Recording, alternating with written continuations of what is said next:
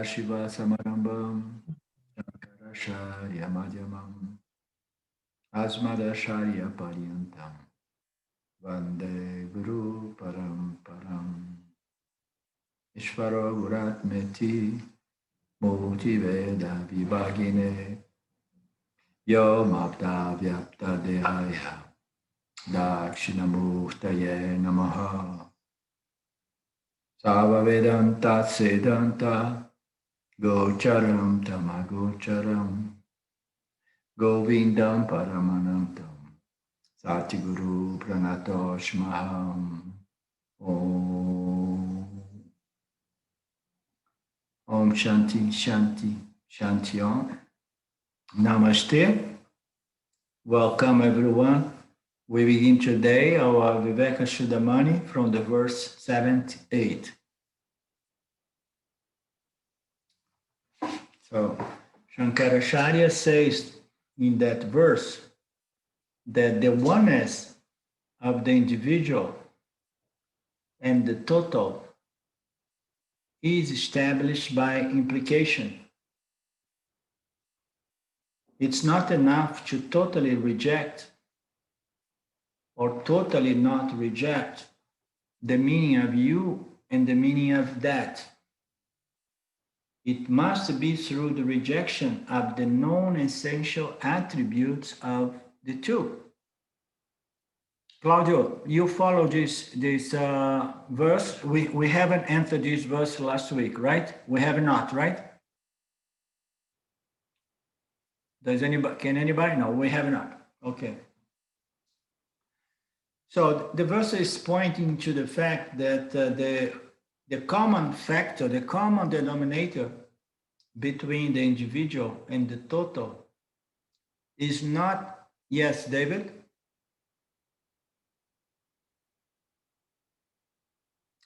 Your mic? Someone's waiting. Someone is Huh? waiting. Someone is waiting to join. Oh, thank you. Thank you. I mean, it's, how did you find out? Karen texted me. Oh, I see. Good. Yeah, it's not always easy for me to catch. Okay. So I'm sorry to interrupt you. No, it was a good interruption. Hi, Karen. Thanks. Come to the party. Hi. Everybody's happy here today. Oh, good. Good. So the verse says that the oneness of the individual and the oneness of the totality is established by implication. It means to say it's not established by the literal meaning of the statement of the declaration that the Jiva is Brahman, that you are that. So if we follow literally this statement makes no sense. And the oneness between one thing here and that thing there can never be established, because fundamentally this cannot be that. Unless what? Unless we analyze the implied meaning of you and the implied meaning of that. There are different ways that we can analyze this language. And here in the next verse, we're going to unfold this logic.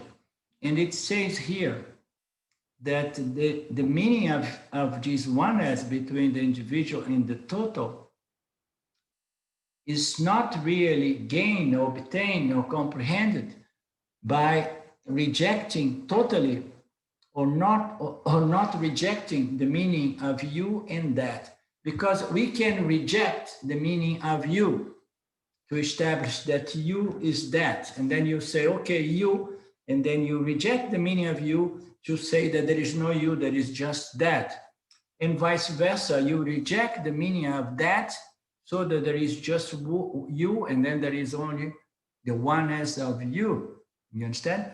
So no, we cannot really establish by rejecting both meanings, either of you and of that, but the oneness can be properly understood by implication. How are we going to go about to discover the implied meaning of you and that? So the implied meaning of you and that can only be gained, understood, accomplished, achieved by rejecting the non-essential attributes, the non-essential attributes of the two. So when we reject what is not common to you and that, and then we find that which is common between these and that, no? So those are the non-essential, the essential nature of you and that can be found by negating or rejecting the non-essential attributes of you and that. Huh? In this statement, you and that, with you standing for the individual, as we know, and that for the totality, and again, totality meaning to say the totality of Brahman manifest as the cosmos. When we look at the meaning of you standing for the individual and that for the totality, we immediately recognize this difference between the two terms that would seem to make it impossible to equate them. How can something like you, jiva, which is but an object, a sentient object, appearing among an infinity of many other objects, how can you be the totality? Huh? It makes no sense. It's contradictory. It's absurd.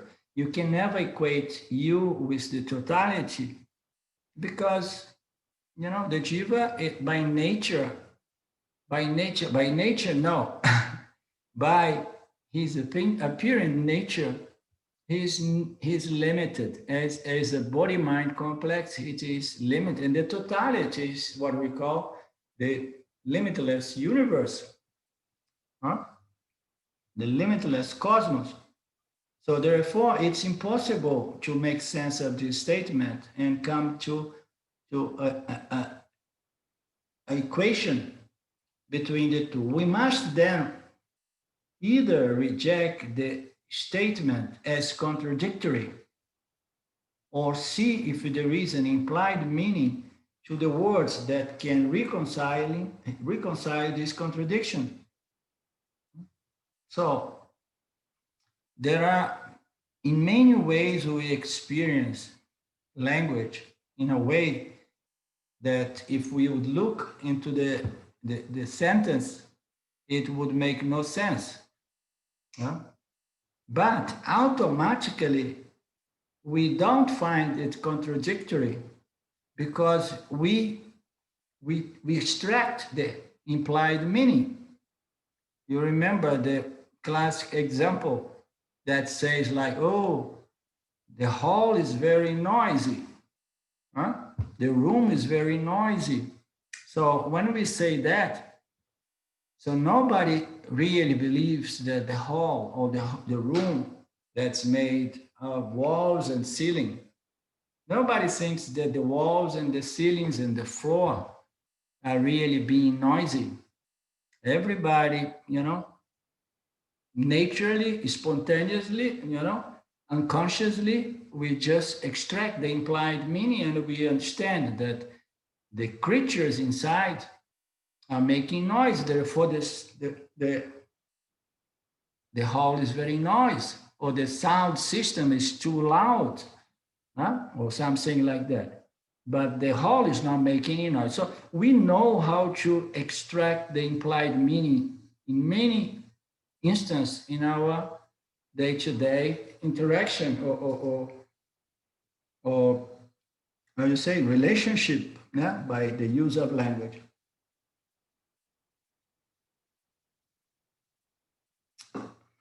Now, this is a very nice logic analysis Logic offers us three ways to examine implied meaning. Three ways to examine implied meaning. The first is to substitute one term for another. For example, in the statement, the room is noisy. If we substitute the word room and we put the people in the room, so we in our mind, unconsciously, we do that. We say, okay, the room is noisy, I understood. Unconsciously, I replace the word room and I substitute it with the word people in the room. And then I resolve the contradiction. I just replace the meaning of a word, with what that is implied to me. You understand? The room means the people in the room are noisy. So if we substitute the people for room, the statement makes sense. And the substitution is justified. We know that the room is a composition of inanimate objects with no power to generate noise. So the statement implies the presence of the people in the room. So this is one way to extract the implied meaning in a sentence, okay? We know that the room is a composition and so on. In the statement, you are that, the substitution, now need to pay attention. In the statement, you are that, the substitution of the term will not eliminate the contradiction, okay? U stands for the individual, meaning those characteristics that are specific to a particular body-mind complex. So U goes to the individual. So how are we going to replace that word? We know that such characteristics that makes up an individual are defined by their limitations. All the characteristics that define the individual defined by its properties and therefore it's limited by its qualities and properties and attributes, right? Because if you are one thing, if you say you are a woman, I'm defined, lean, for example. But when I say that, I'm limited this human being in the sense that, it's a woman, therefore it cannot be a man. You understand? So this characteristic is what going to define and limit. It's by the definition is the limitation. A limit body-mind complex, because it's defined by its properties and characteristics and sex and so on, cannot be the totality in which it subsists. So we cannot replace you. So there is no term we can substitute for the individual that will eliminate its incommensurability with the total. So it's not like the wall, which is the walls in a room, okay, which can be replaced by the people. Those are both objects, but the moment that we replace it, we resolve the apparent contradiction by understanding the implied meaning. But with you, as opposed to the total, there is no other object that we can replace. There is no other word referring to another object that can be equate to the totality, because any and all objects can never be equate to the totality, right? So there is no way we can substitute the meaning of you with another sort of object or thing or factor that can make sense to this statement. Likewise, totality cannot be equated to any of its constituents. So you, if you substitute you, and we say you are that, and then you say, okay, so you're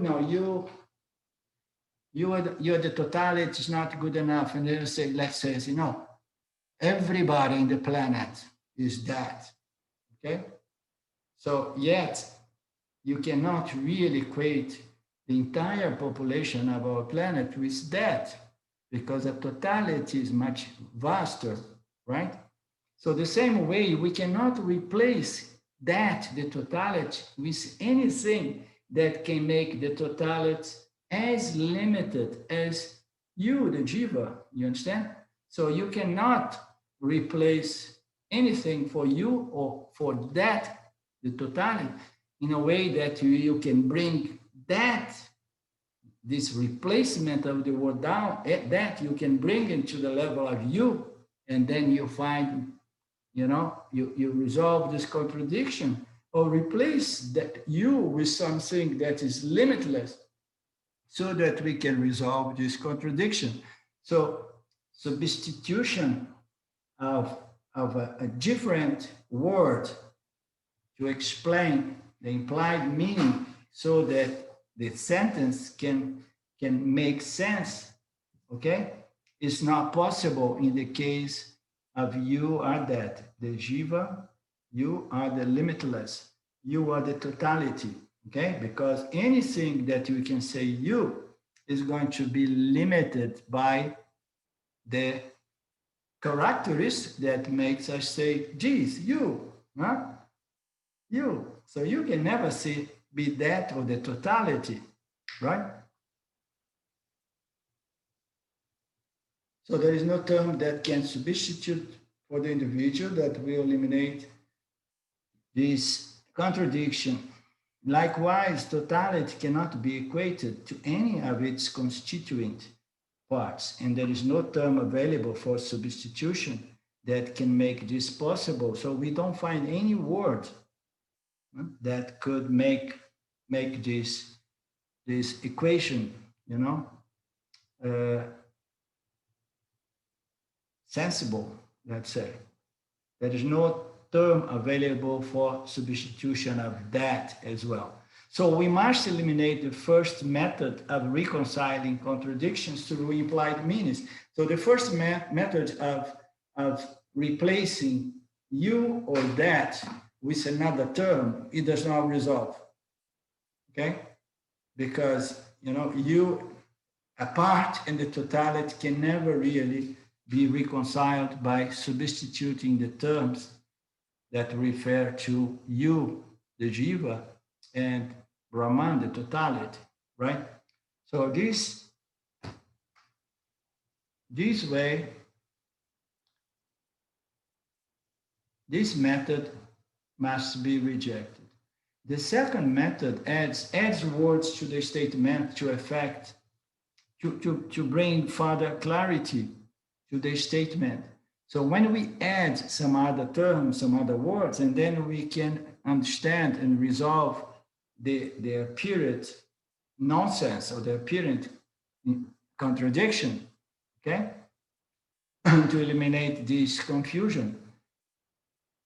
If the croupier, how you say that word in the casino? I have never been to a casino. Croupier?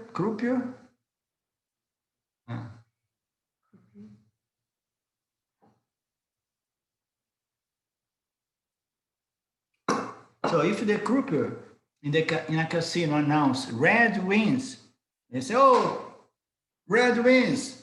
Yeah? And then it does not make any sense, because the color red does not win anything. You understand? Does not win anything. So we need to add some words that are going to further clarify the meaning of the statement red wins, right?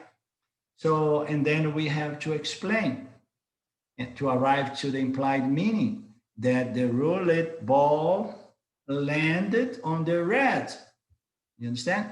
So without the explanation, there is no meaning between red and winning. So those who wagered on this, on the red color, won. So the literal meaning that the color wins makes no sense with the explanation that it's not the color that wins, but it's the ball that was chosen by some of the players, as betting that it would land in the red, right? So this is another way of resolve contradictions in certain statements that happens in our day-to-day experience of life, okay? So that which stands to the, okay, what words might be added to the statement you are that would make it intelligible? So we want to resolve this impossibility that one thing can be another thing. So when we say you, so what kind of explanation we can add to you? No, we can, what can we say about you? All we can say about you is, how beautiful, how smart, how clever, how skilled, So all the characteristics of the individual you, we can add, but no matter how much qualities and properties we describe in reference to Ruth, will never make Ruth equal to the totality. You understand? So there's nothing we can do to add to you that's going to equate you to the totality. So no explanation, no description, and so on. What words must be added to the statement you are that would make it intelligible? U stands for the individual, which is defined precisely by its characteristics, which are its limitations. Any words that might be added to the definition of the individual you could only further describe those characteristics by which it limits the you. You understand? The you is limited by its qualities, properties, and characteristics, right? So any description, any words that we add to describe each one of us configuration as a body-mind will further limit this you that's being described and make it farther and farther and farther away from being the limitless totality, right? So that's the point. Any words will further describe the limitations rather than explain how they might be equated with the totality, with the limitless. So are we following?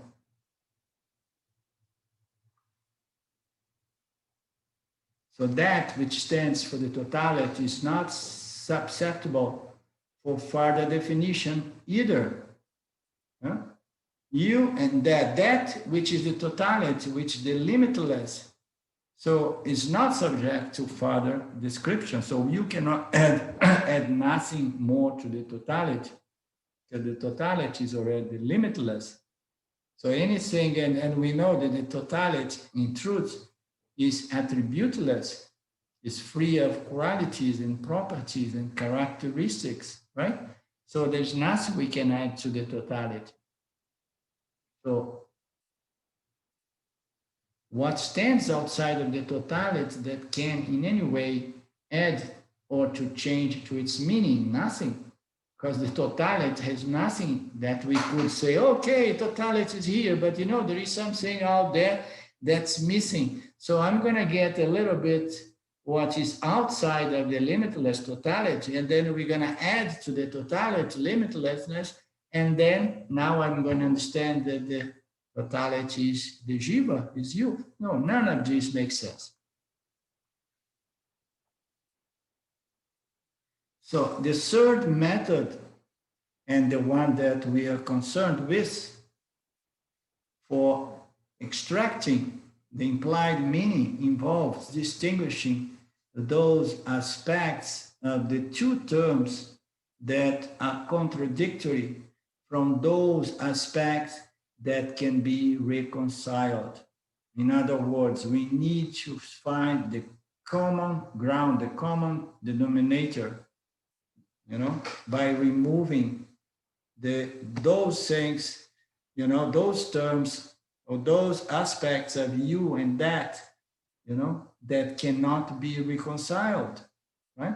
But there is something about you, there is something about that, that once we remove the non-essential attributes, you understand? Non-essential attributes, you remember that analogy, it comes from Dayananda about the woman and the Swami that was a little bit like fancying this woman. He found the woman very beautiful and say, so I have to keep an eye on this woman because, you know, I feel something for this woman. I know I'm a Swami, you know, I should not have feelings of this kind. And then he went to see the lady a little closer.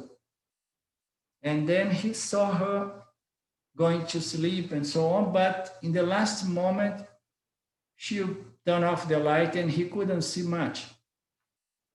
And then he said, you know what, I'm going to sleep outside her window because tomorrow morning when she gets up, I want to see her, you know, in her nakedness, nakedness, huh? And so on. I want to see her in her purity, you know.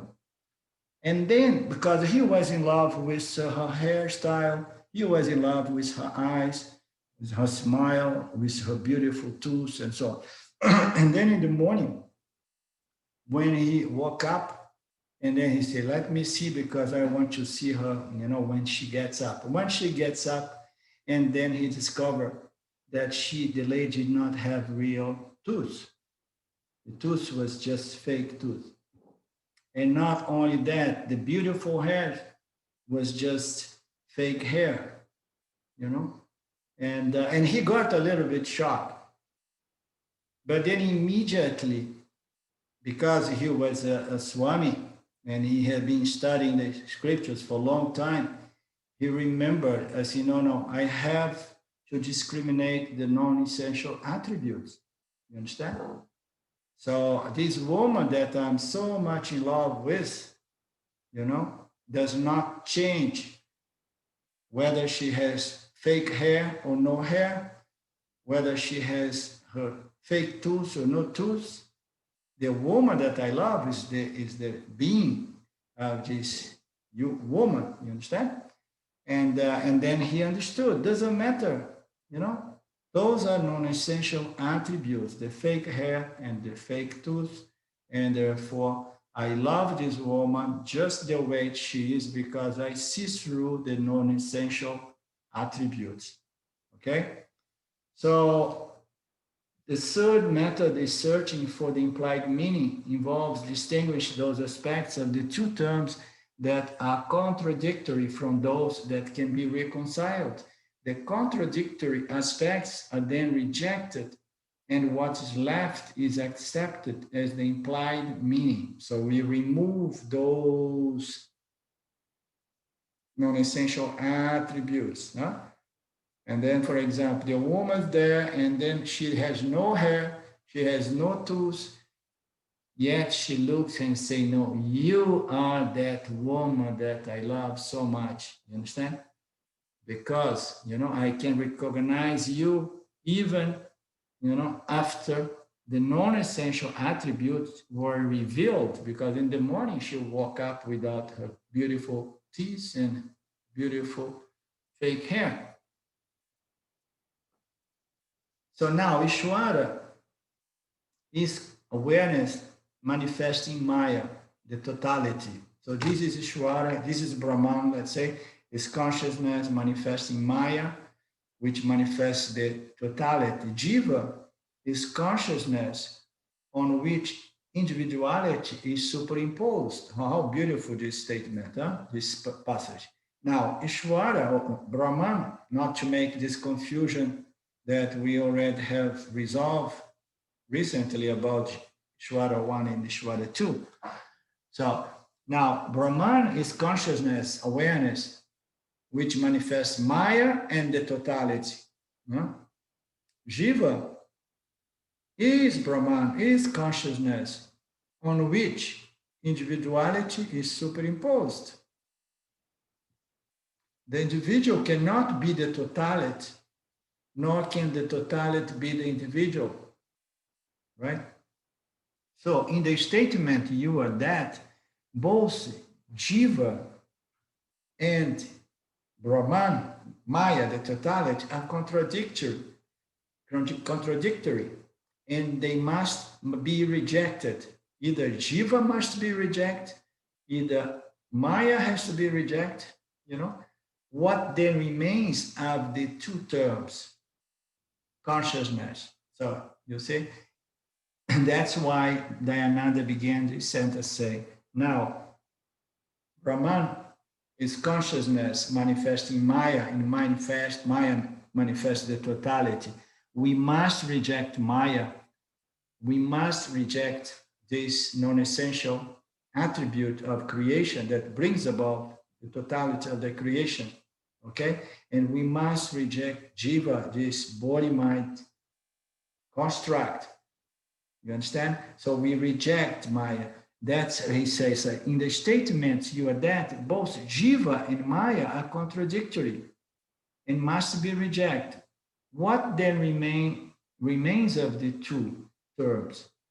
Consciousness, awareness. I consciousness, you know, which manifests Maya, meaning to say the totality, and I consciousness, which manifests Jiva, once individuality is superimposed on myself. So the common ground is what? Is awareness, it's consciousness, okay? Consciousness is what brings about Maya and the totality, and consciousness is what brings Jiva once individuality, the sense of individuality, the ego sense I am, is superimposed on consciousness, on this sentient object. So awareness, I am awareness, I am aware of the world as well, aware of the individual.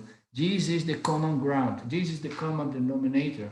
This is that which cannot be rejected once we eliminate the non-essential aspects or attributes of you and that, Jiva and Maya, Jiva and the universe. Okay, universe is the totality of all configurations of Maya, and Jiva is just one individual configuration in which consciousness shines. So we cannot really understand that the Jiva is the totality unless we do this work of consciously, we do the work of eliminate the non-essential aspects of you and that. Awareness is the only thing that remains once we eliminate these non-essential aspects of you and that. I awareness, I consciousness, I am conscious of the world as well. I'm conscious of the individual. And in that consciousness, there are no difference. I consciousness, I am aware of the world and I'm aware of the individual. Consciousness is the common ground. Once we remove the upadi, meaning to say Maya, and the upadi, meaning to say the three bodies that produce the Jiva. No? There is only the self. All objects, from a speck of dust to the cosmos itself, are merely upadis of consciousness, and therefore they are all subject to negation. All objects in the universe, from a very, very tiny speck of dust to the huge, celestial bodies in space, they are just upadis of consciousness, of Brahman, and therefore they must be negated so that we find Brahman, we find consciousness, we find awareness, the only reality, the substratum, the non-essential, that which can never be negated, unnegatable.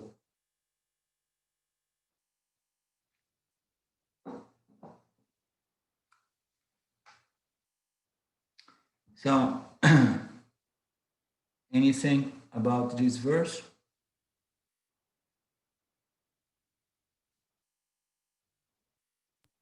I was just thinking that it calls for a lot of hard work to do all this. All this negating is, it's work. Well, we as we know, I mean, we are just trying to acknowledge something that we know. I mean, we are with Vedanta since a while, and we know where this talk was leading to. It was leading that the only way that we can understand you with that is understand the essential nature of you and the essential nature of the totality. The essential nature of totality and you is but consciousness and only consciousness. But it's trying to help us to understand that unconsciously we do it again and again. And unconsciously we are already doing that, because we know you are that means to say, my essential nature is the same essential nature of my Ishvara. And we already know that, don't we?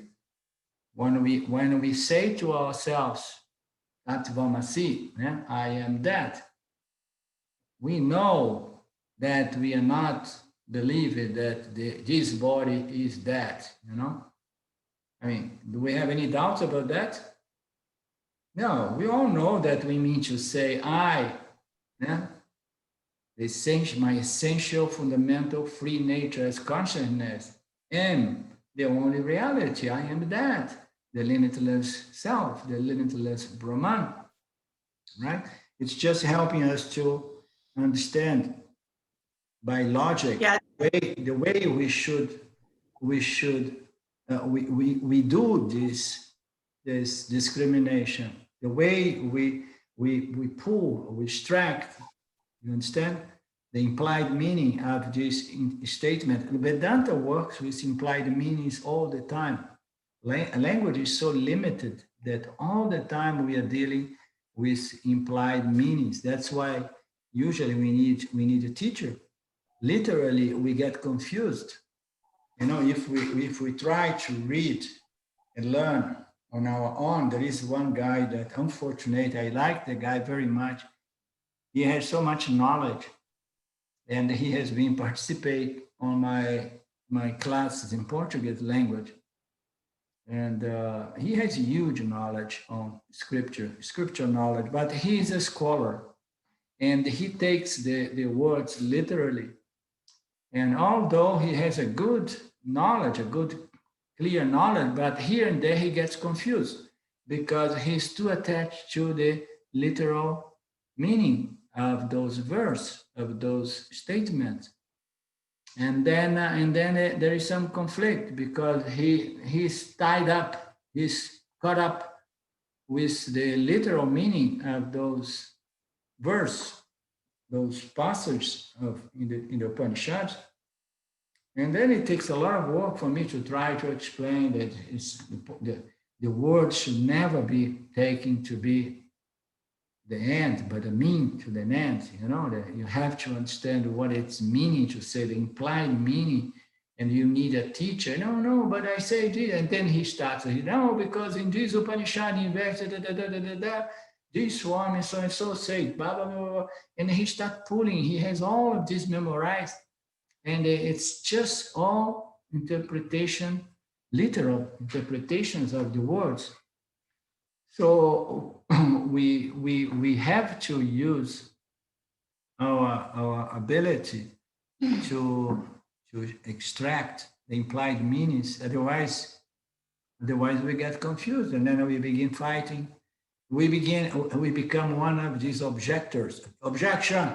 There is a contradiction here. In our text we see the objectors again and again trying to expose contradictions, and then our teachers begin, resolving those contradictions, because they understand the implied meanings, and the limitation of language, so on. So the verse 79 says, it further explains, further illustrates. For example, in the sentence, this person that you see here is that Devadatta. This person, I came here to Brazil and I'm meeting people that I met a guy last week that I haven't seen for 30 years. So what happened? You know, I mean, the guy had no longer had hair and his body was different. He had a belly and his mind was different because he went through a lot of different kind of experience that led him to have a different mindset, a different spiritual conditioning program, and so on. So you meet this person and then you say, oh my God, this guy is that Devadatta? You know, I would never know. I would never, unless you tell me that this is that. You understand? Why? Because I mean, I could not really see the essential, attributeless element of the old one and the new one. I mean, the young one and the older one. Yeah? So there is something there that did not change. But the essential, the non-essential aspects of the younger and the older, they are totally different. You understand? The mind, the personality, the memories, and everything that constitutes an individual. So in this verse, we have this analogy, this example that says, this person that you see here is that Devadatta. I know you don't recognize it, but it is that Devadatta. The discriminating person established their oneness. They see through this difference between the picture ahead of that one that you have and we had when we were young, and this new one. They see what's common to both. It established the oneness between the younger Devadatta and the older Devadatta, by giving up the contradictory elements. Which are the contradictory elements? Time, place, and circumstance. Okay? The contradictory elements is the time that has turned that body very old. Time has turned that mind different. Places and karma, circumstance, all of that has transformed, that has converted an older Devadatta, a younger Devadatta, into a older and modified form of the same Devadatta. But the discriminating person established and says, this guy, don't make any mistake, is that Devadatta, because somebody comes to the party and he said, you know what? You remember Devadatta, that body of us when we were on our 20s? Oh yeah, 40, 50 years have passed. And I heard he's coming to the party. Yeah? And then the person comes and he says, so I'm looking for Devadatta, I'm looking for Devadatta, I'm looking for Devadatta. And then here, yeah, in a certain moment, he's there and he's having a drink with this fellow. And they say, you know what? It's already getting late here and I'm still looking for Devadatta. Have you seen Devadatta? And then this guy tells him, I am Devadatta. You understand? I am Devadatta. Or the discriminating person say, oh man, you, where are you? Have you drank too much? Did you smoke pot? You know? This is that Devadatta, 45 years later on. This is that Devadatta, this one. So this discrimination is possible by negating those non-essential attributes and extracting the common denominator between the young Devadatta and the older Devadatta. If we really look into these things, there is very little that we can see between the very, very young eyes and the very, very old eyes. When I look back into my life and remember, the constitution, the configuration, the characteristics, the attributes, the qualities, the properties of this Devadatta when I was 15, 18, 20. And when I look into this Devadatta now that I'm 65, you know, I mean, I cannot really find almost no real, you know, attributes, qualities, properties that are common to that one, because the change was so, you know, extensive, vast. Yeah? So it's difficult to see that this is that Devadatta. Why? Because time, place, karma, circumstance, no programming, conditioning, and you know, and time is there, and the hairs are falling, the teeth are falling, the wrinkles are coming, you know, and so everything. And then in the end, it's difficult to find a common ground between the young Devadatta and the very old Devadatta.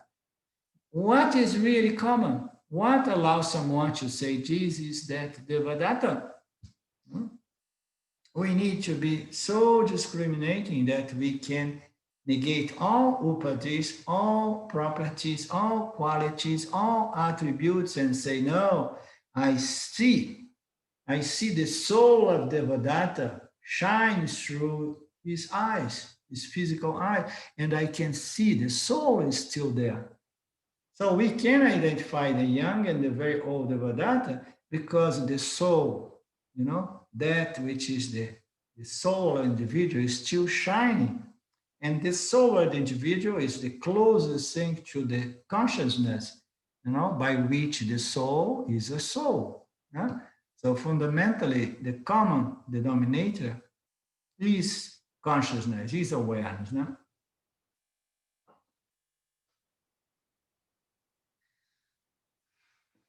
So this verb provides us with an example which is often cited in Vedanta, and how an upadi is negated using the method of implied meaning.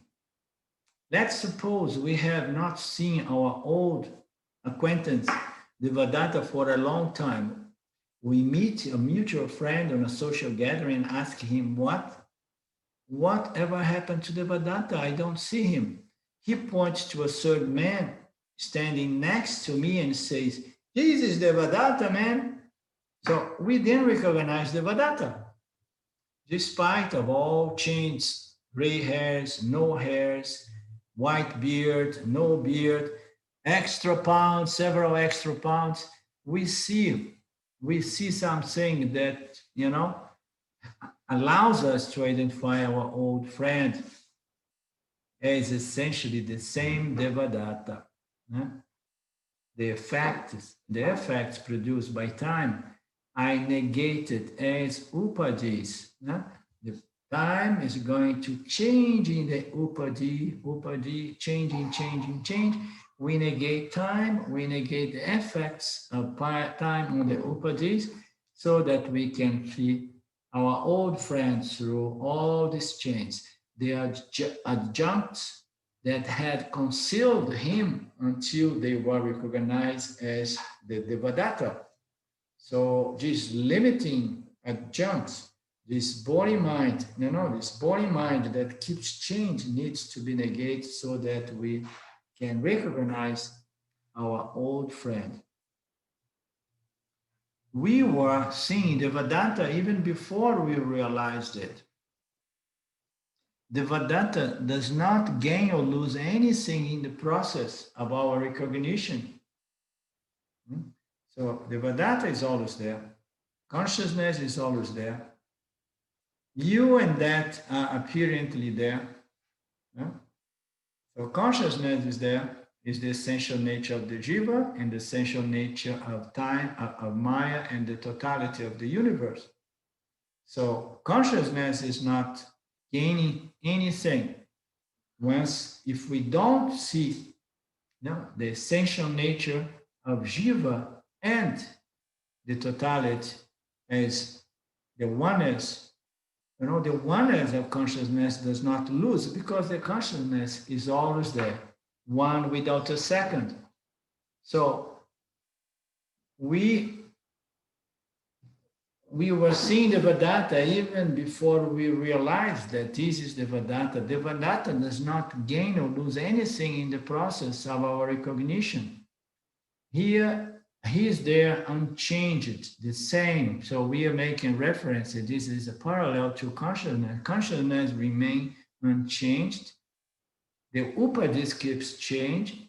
The upadis keeps being destroyed, and another upadi comes, and consciousness, that which cannot be negated, remains there. It does not get effect. It does not change. It's always there, the same way that Devadatta was always there, even if we could not recognize Devadatta due to the effects of time in the body-mind construct. Huh? But Devadatta is the same. The illustration emphasizes that the self is not affected by the change of the upadis. The upadis, they change, they grow, they go, a new upadis come. Consciousness remains unaffected the same way the essential soul of Devadatta was always there since he was a little kid till the very end, as an analogy. It's the same before, during, and after the process of time affecting the upadis, and during the process of discrimination and negation of the upadis, which is conducive to understand that you are that, Devadatta. You are that consciousness.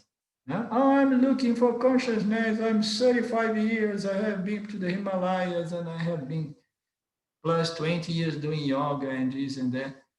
And I'm looking and looking. I'm looking for consciousness. And then the guru comes and says, you are that consciousness. You have always been, never changed.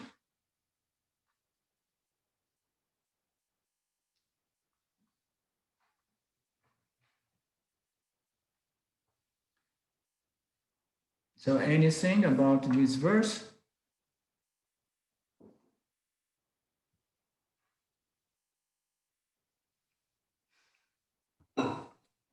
Arlindo, what's the Vedantic understanding of soul? I have in my mind that it's the reflection of awareness. But is that right, or am I wrong? It is more technically correct to see the soul as the eternal jiva, which is a reflection of consciousness on the subtle body. But often we say that the subtle body is the soul, but it's not really correct. But it is how you say, concession, to facilitate people's understanding. Why the subtle body is not the soul? Because subtle body is inert matter, you understand? And the soul is that which somehow shines with consciousness, even when it's not attached to the physical body. Okay, when it's not attached, it remains, shining. It cannot really become a knower of anything, but it experiences its own vasanas. So this reflection of consciousness is what survives. It's not really the reflecting apparatus, which is just body, like the physical body, the subtle body, the causal body. So the soul is this, we say sometimes subtle body, but it's more technically correct to say is this the Jivatma, which is the reflex of consciousness on the subtle body, under the spell of Maya, under the spell of avidya.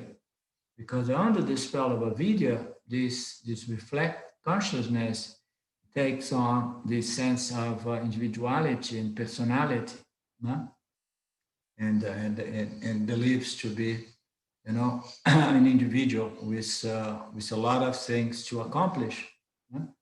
So, and this is what makes this is what constitutes what we call the soul, that the indweller that again and again finds another womb, and again, you know, finds another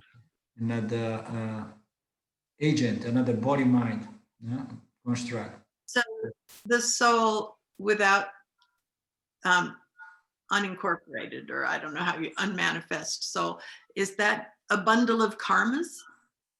Yeah. Is that reflection is just made up of karmas, or what is? Well, those are all very, very extreme, subtle questions. So let's say, so this soul, this jiva, yeah, this individual soul, it is an individual soul because it is a subtle body, or it is a subtle body that still shines with a sort of sentience, you know. It is still like it's still conscious of its contents. That's why there are heavens and hells, because it still experiences its own vasanas. Okay, so and what are those vasanas? Okay, those impressions left behind from everything that we have sought, desired, and done in the past.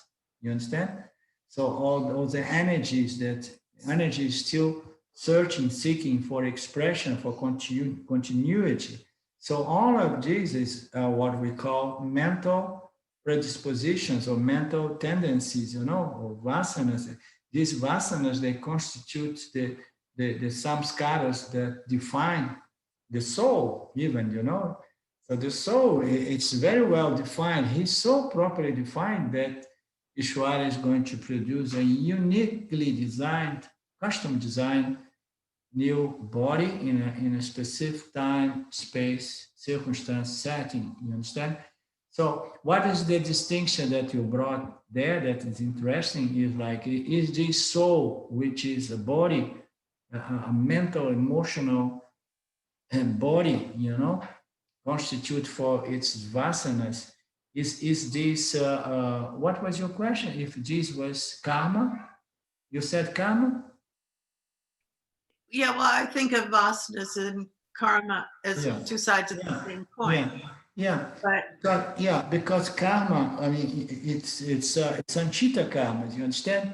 So karma is like that. When we think, we desire, think, and act, immediately there is some repercussions, you know, some results, some consequence, you know, and some of these consequences are just some feeling, emotion, and tendencies, you know, to want to do that again, or regret and desire never to do that again, you know. So these are all mental energy, mental emotional energies, you know, cognitive energies, which are the sanchita karmas already manifest, you know. So we have this sanchita karma that ultimately is going to manifest as our parabodha karma. The moment that we get a body, the body and our life circumstance in the time, space, you know, and culture and circumstance, that body in its own setting is our parabodha karma, is our sanchita karma, is our vasanas, that which constitute the soul that manifests embodied, you know, with its circumstance, which is but one's Prabhupada karmas. You understand? So these are all very, very subtle points.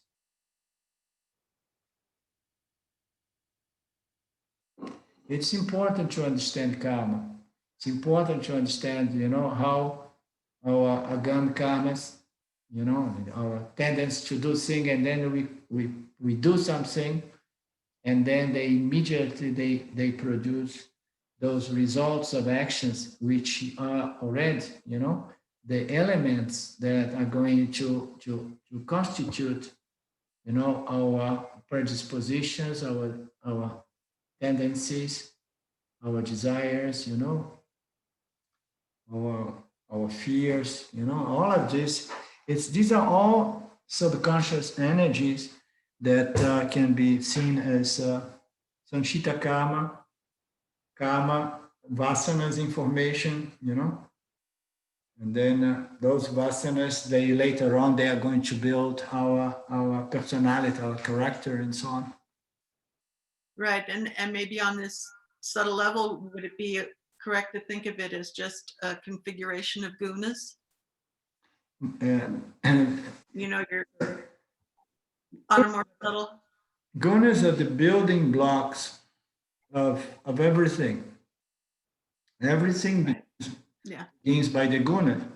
So the point here is that this soul is going to be a soul that can be classified as as how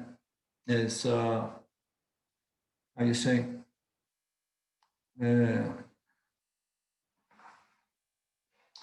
with a disposition. I mean, classifications.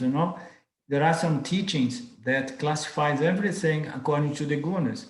So our individual can be born out of a causal body, which is a body of vasanas, which by nature they are more tamasic.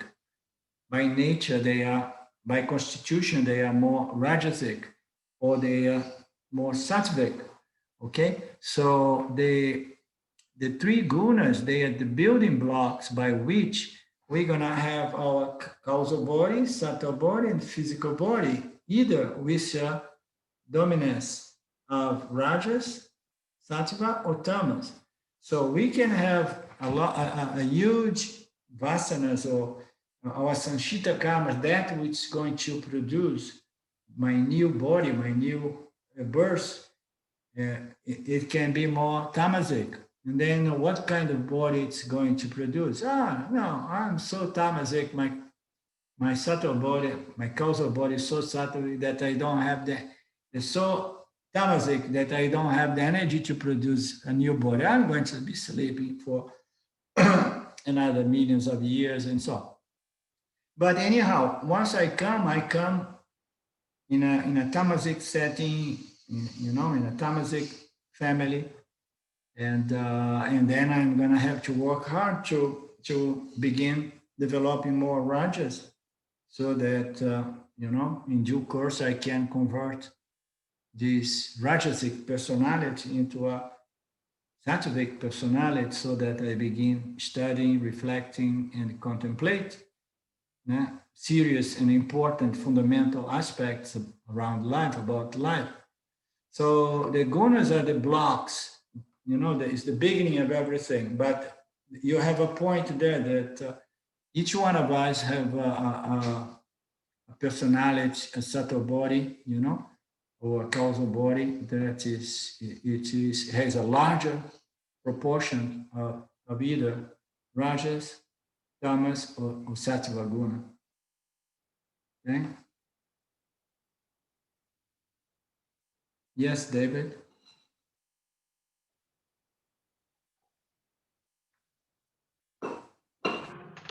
Okay, you've frozen. You're frozen on us. Okay. Can you hear me now? All right, I can try and ask my question. Okay, Please. and strikes me that this verse is then really saying that that it's negating the individualism, that the idea that we're all individuals, and it's negating that, because when you take away everything, we are consciousness. So we all go back to consciousness. So it's oneness. So to me, this verse is it's very basic. It's just saying is that we are not individuals. When you look at anybody, see them as part of as oneness. Because when you take away everything, that's all that's left. Am I hearing that right? Yes, you agree, or what would you expand upon? Yeah. And here there is a passage that says that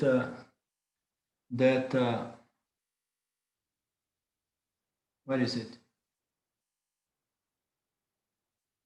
Awareness. You see, Ishvara is awareness.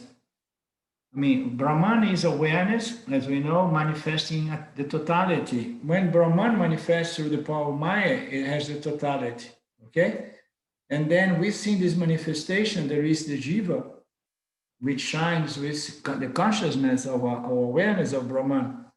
And then in this Jiva, avidya superimpose the ego sense of individuality, of personality, you know, which is what defines me according to my qualities, properties, and constitution.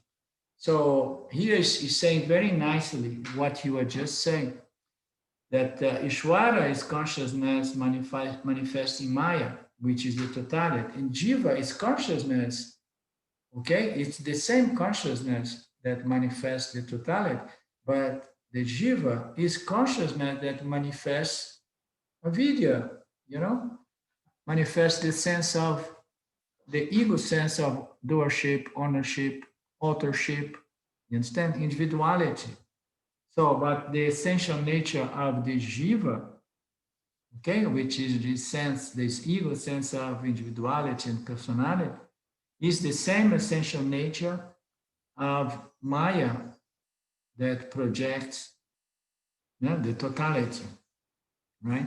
It's exactly what you said. So you negate that which is, you know, attributes, properties, and these attributes and properties are not essential. They are not the essential nature of the Jiva, right? The same way that the attributes of the entire universe, you know, they need to be negated. So the three gunas, the elements, they need to be negated so that we get to the essential nature of the cosmos as consciousness, you understand? Exactly. I feel like this is stopping us short of that, to completely negating it. I mean, we're getting down to like trying to understand, like Lynn was talking about the gunas and that kind of thing. But when you take away all of that too, then you get back down to just the absolute essence of it, and Yeah. and that is one. Yeah, that's why sometimes we feel like we don't want to talk about the gunas, we don't want to talk about the elements, we don't want to talk about the three bodies, the five koshas. We don't want to talk about the not self anymore. Huh? We have these temptations. Say, forget about that. Let's just stick to Aham Brahmasmi. Yeah. All there is consciousness, and I am consciousness. Let's stick to why we spend so much time in Vedanta talking about the not self. Huh? It seems like to make sense. Why? Right, Claudio? Why we talk so much about the not self if our goal is to establish as our identity as the self? For me, it's useful because you have to recognize the not self. I think for me, for my experience, I need to know also the not self, and of course also the self. But as we said the last time, maybe it's more time that you spend negating the not self that that you are. You know, that you recognize the self in all the process. I think, no, it's more time that you negate something. Yeah. Maybe I'm wrong, but no, you are right. Moment. That's why in the spiritual world, a lot of people they go for this shortcut, the direct path. They just want to talk about, you know, about Satya. They don't want to go into Mitya. But why we have to talk so much about not self? Because the self is totally confused with the not self.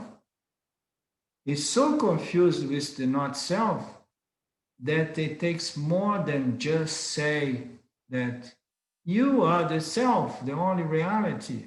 You, Jiva, you are the self.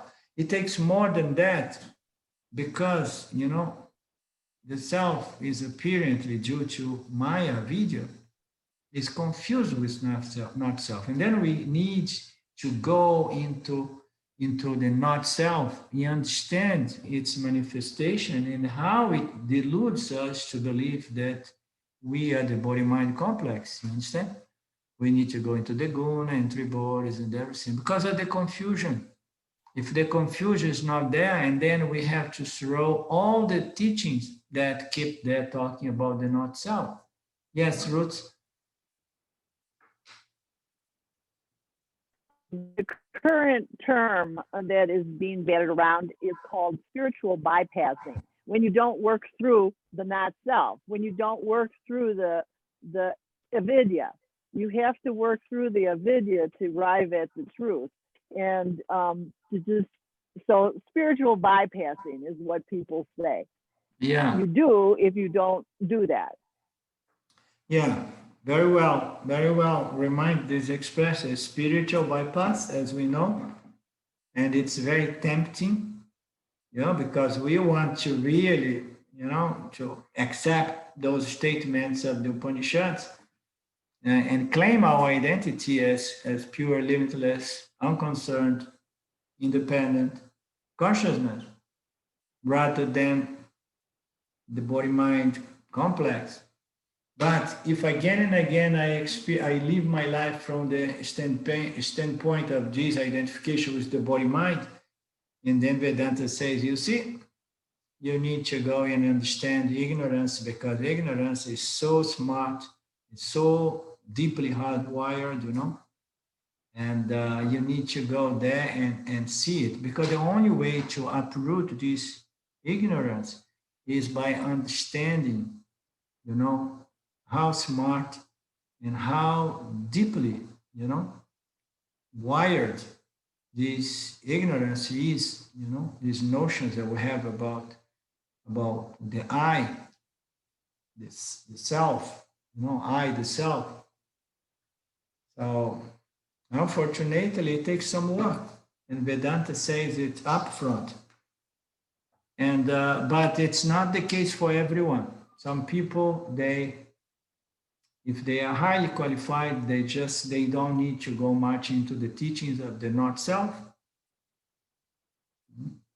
The teachings of the not self are going to explain, mostly, especially Jiva, the ego, this imposter that believes to be the center, or to see the true I, the true self, you understand?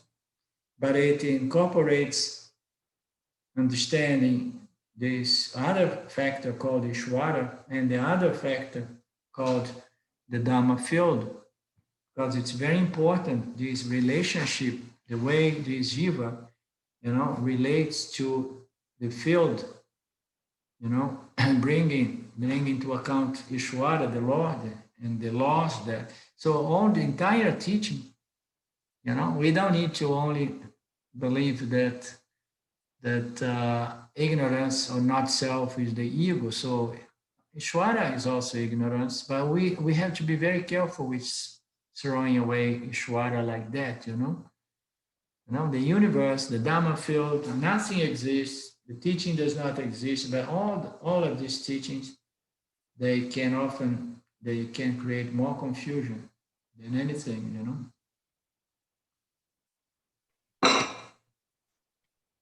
I'm kind of struck with an analogy here.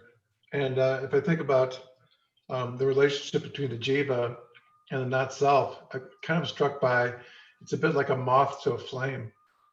So we can't help ourselves. We're just so attracted to the not self. We can't get away. And so it's like a moth to flame. And so we really need to extinguish the flame so the moth can fly free. Yeah, the flame is ignorance in that analogy. Yeah. So the what is this fundamental ignorance? Is like I am, and I am the body, and I am my mind, my notions, my ideas. So this is the fundamental ignorance, and it's unavoidable, because the moment this vritti, this thought appears in our mind, it does not stop as I am, I exist. If it would stop that I am as I exist, we would all be blissed out, living our lives. But this fundamental bridge thought, I, somehow always grabs the body and grabs the mind on a second stage and says, this is what this I is, you know? This is my I. My I is not a single I sense, existence, consciousness. I am, I exist. No. It somehow wants to define itself immediately, you know, begins define itself by the physical body and later on integrates all notions and concepts and ideas and the entire programming and history and memory. So this is the flame, this fundamental ignorance that compels the Jiva Atma to identify with the three bodies, you know, with its experiences, the five sheets and so on.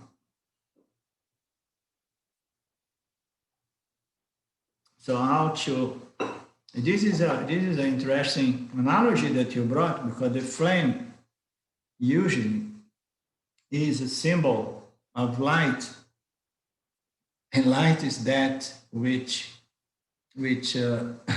destroys ignorance. You understand? And now you have brought us into another analogy, saying that the flame, the jiva is attracted to the flame the same way that a fly is attracted to the flame. Huh? So, but we have to understand that the flame in truth is not properly symbolized by the flame, because the flame is a symbol of light, and life dispels darkness, and darkness is a symbol for ignorance. No? Yes, Ruth?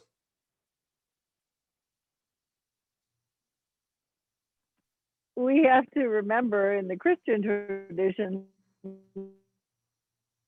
Lucifer was an angel of, so knowledge is sometimes equated, you know, the tree of knowledge is sometimes equated with the fall of man. So there, Yeah. you know, there's a lot of subtlety there. Yeah, and I don't want to bring up Christianity Yeah. necessarily, but yeah.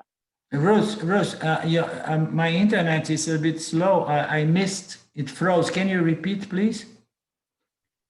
I said Lucifer Right. was a god of an angel of light, right? And the tree of knowledge is symbolic of the fall of man. So there's a lot of subtlety in those analogies or metaphors, shall we say? You know, so you know, man's quest for knowledge, it's a necessary quest, but it is a video. So can you explain me a little bit, because I never really looked into this analogy, these metaphors coming from the Christian culture about the tree of knowledge and why man should not be fruit of knowledge. Can you tell me a little bit more about that? Your mic is closed. Even the teachings ultimately are avidya. We have to go beyond the knowledge. Oh, okay, that's why it said, "Don't eat the fruit of the fruit of knowledge." Well, that was the fall. That was represented the fall. You know, is that quest. So you mean to say the many ways that it can. The quest for knowledge, the quest for eating the fruit of knowledge was the primary sin, the original sin. Yes, you know, Arlindo, that verse, Ruth, as it's the knowledge of good and evil. So it's right. To me, it means the birth of duality. Thank you. That's good. Yeah. Very good. Very good. Very good point. Yes. it takes you every which way, but loose. Yeah, it has a lot of connotation about just be innocent like a child. Don't go into want to know, things, But I mean, I find these metaphors a little strange because the jiva was created for experience and knowing everything that is available, in the media, I'm never really understand and convinced about by any explanation so far about this business of don't But not fruit of knowledge. not everything is dharmic. There's a dharma. That's what Lynn is saying. There's good and there's evil. There's dharma and there's a dharma. So Yeah. you have to follow the dharma. Mm-hmm. and that's the whole essence of the rules and the universal principles and all of that. So Okay, I'm gonna look for a church here, and I'm going to ask this to the priests around here. Ask this question. make sure that it's who shall we say, an educated priest. Who's that? You know who I mean, the Yeah. ones who are Mm-mm.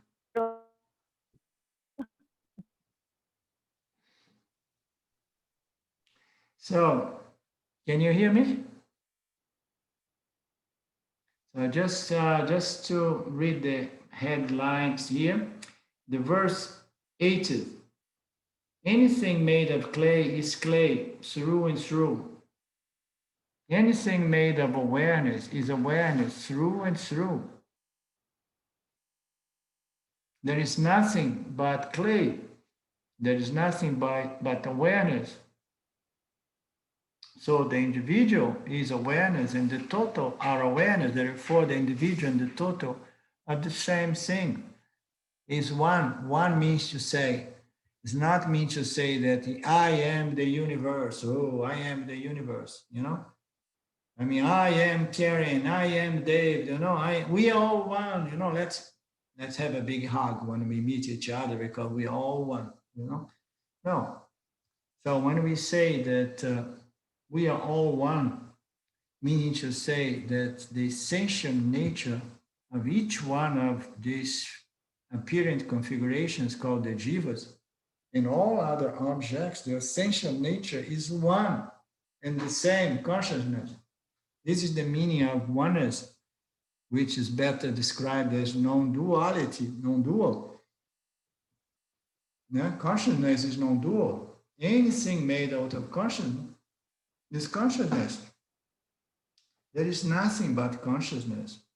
So the individual jiva and the totality are but consciousness. Therefore, there is a oneness, or better said, there is a non-dual, essential nature, fundamental nature of the individual and the totality, which is consciousness. In this way, the identity of the individual and the total is revealed in hundreds of Vedantic statements. So, Vedanta, the Upanishads, they are just repetitions of the same concepts from different angles, different examples and analogies, and so on. So this statement that Vamasi, Jiva-Atma, is Paramatma. The individual and the total are the same in their essential nature, is the essence of Vedanta.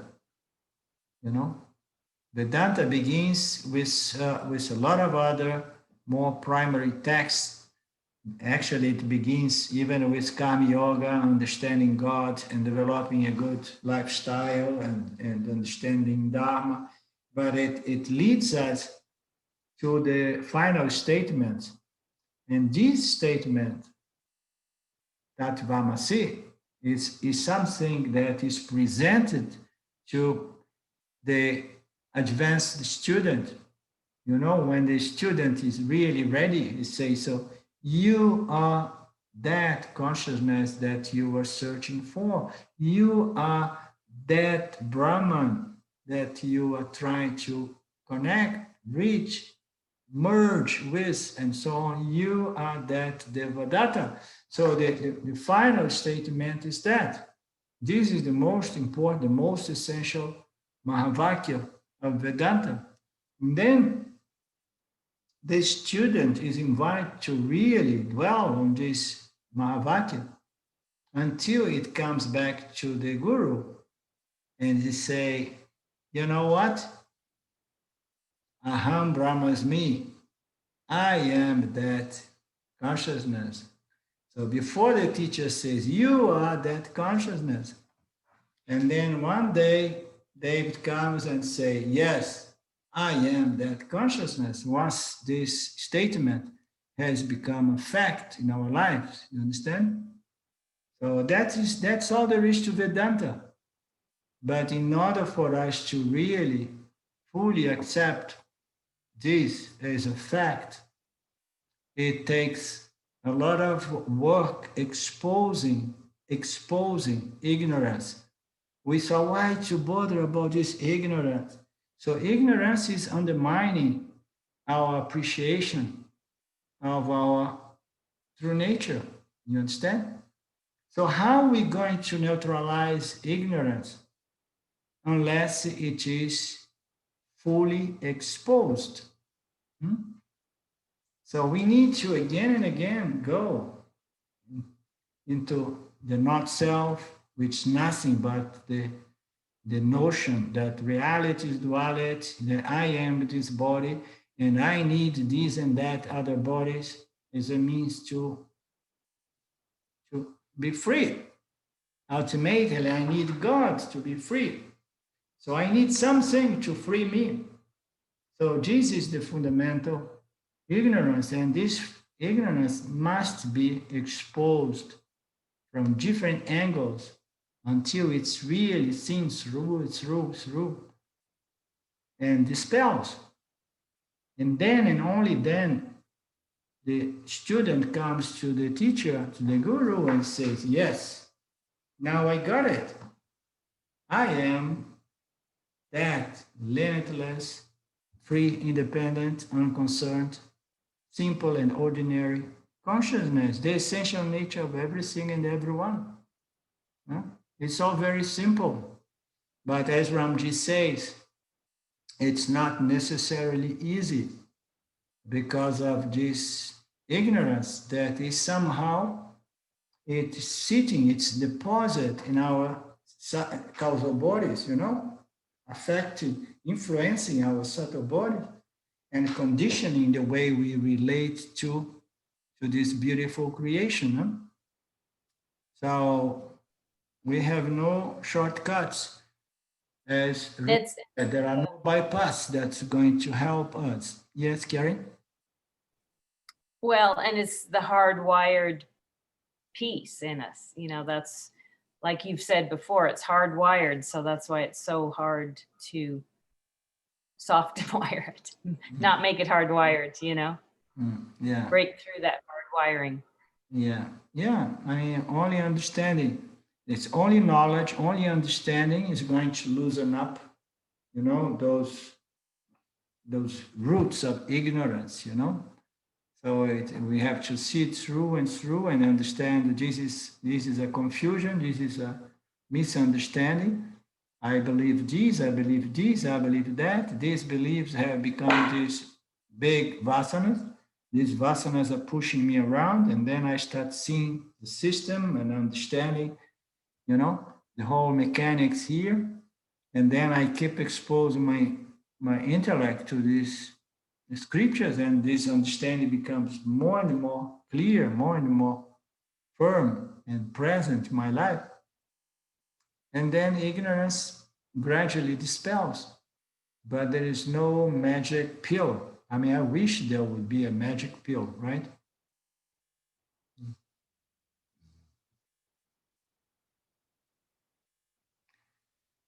Okie dokie.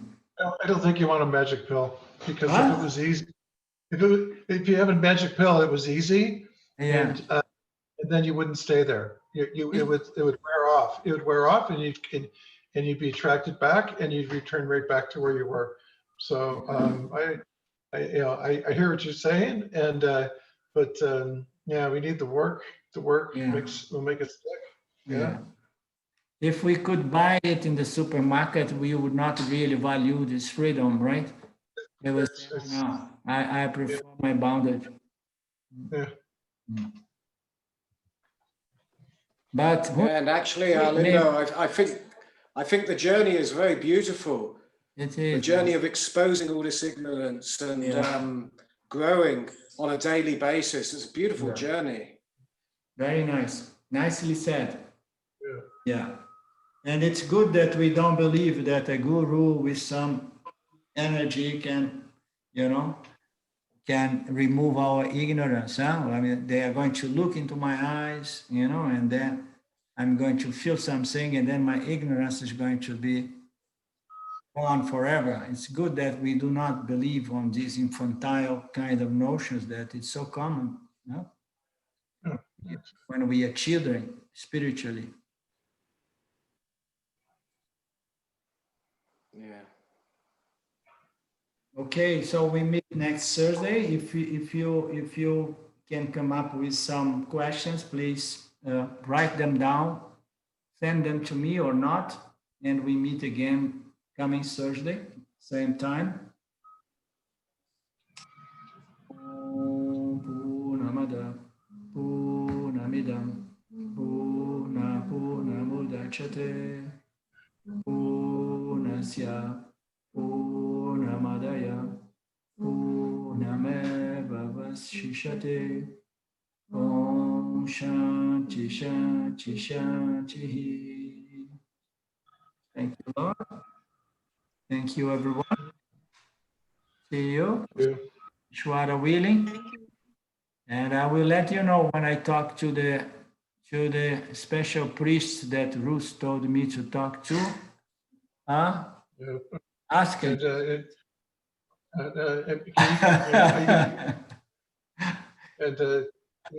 internet. Ask. Don't do it. Don't do it.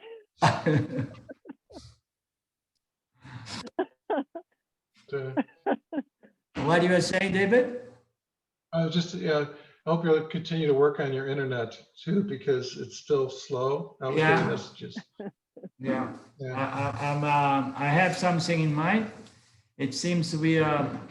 It seems now by the end of the month we're gonna move out, but I'm considering going and take an internet only for this time being. I'm going to buy a chip that's going to provide me with 10 gigabytes monthly, and then this 10 gigabytes may help me to cross over the rest of this month. When I came here, I made a subscription with the most important telephone company here, and I'm paying a lot of money. And they gave me 32 gigabytes. And I said, okay, this is going to be a good backup when the internet is slow. But when I came here, I discovered that here, it does not have really internet data. It has telephone signal, but not internet signal, you understand? So they cheated me, saying worse.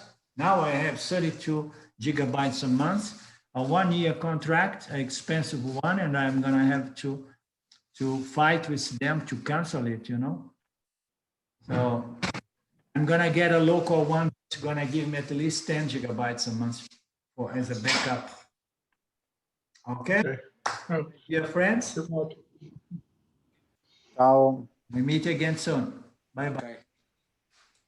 Ciao. Thanks. Bye.